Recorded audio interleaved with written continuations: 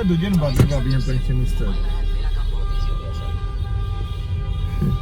ਜਿਹੜੇ ਮਰਜ਼ੀ ਕੰਮ ਹੋਰ ਬਈ ਤੁਸੀਂ ਤਾਂ ਫਾਇਦਾ ਦੇਈਏ ਤੁਹਾਡੀ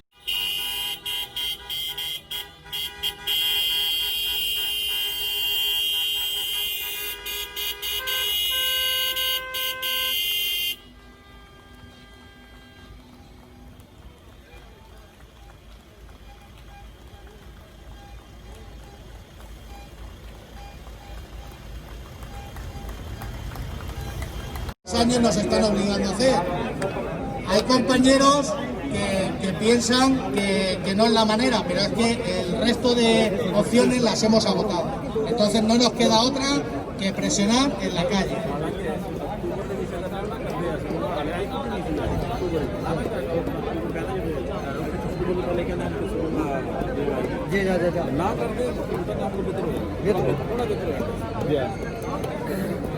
A ver, quiero que sepáis también que se han iniciado acciones legales. Hemos puesto denuncias administrativas al área metropolitana y a la Generalitat.